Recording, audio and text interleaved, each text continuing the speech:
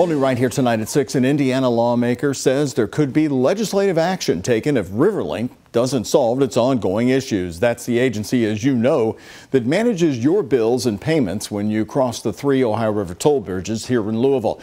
Isaiah Kim Martinez has been following the problems since RiverLink changed toll service providers last year. Isaiah, today you've also been talking to a driver who had been waiting months for several errors to be corrected. Well, Doug, this is a case from May, starting in May, all the way to just last month. We're talking May to September. Kathy Reisert had been trying to reach a resolution for hundreds of dollars in her bills and charges on her bill that RiverLink itself admits she didn't know. Now, after extensive delays and a revolving door of customer service representatives passing her off, she now has her refund. But the struggle to get there has people calling for change.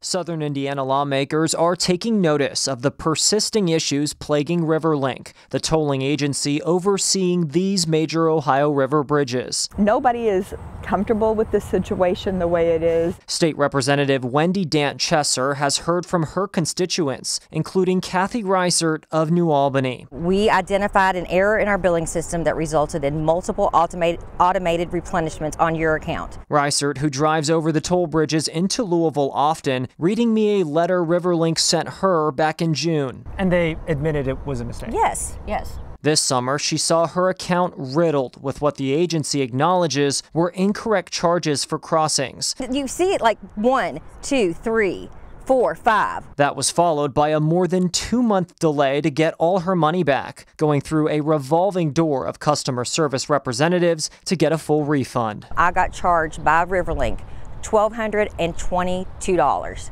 What Reisert thought would be a routine, temporary switch of her brother's car to her account turned her financial statements upside down. I mean, you see right here, unapplied, refund status created, ready for approval, refund. And a couple times I was told that a check was in the mail. I never got a check. RiverLink, which manages bills and payment records, declined to interview, instead telling me in a statement, quote, "The extended wait for the full refund and the confusion on how the refund was being issued is unacceptable and has been addressed with both the customer and customer service representatives involved. This is an isolated case that can be attributed to human error. A full refund has been received by the customer." Can you imagine having that kind of money taken out of your account if, you live paycheck to paycheck? I mean, it would be devastating. I mean, I just don't understand how they can get by with doing this stuff. RiverLink has said they've reduced hold times from an average of nearly 30 minutes in January to as little as 1 to 2 minutes this summer. We are going to be more interested in figuring out a statewide solution if they cannot find the resolution on their own. Dant Chesser says she's been checking in with the Indiana Department of Transportation, and they're looking at all options for a long-term fix, including legislative action if necessary.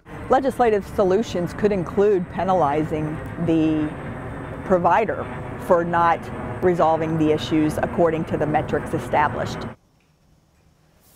Now, RiverLink switched service providers just over a year ago. That was September of 2023. To the Texas-based firm called Electronic Transaction Consultants. I've reached out to them to ask about customer problems and plans for improvement, but so far I haven't gotten a response. Doug.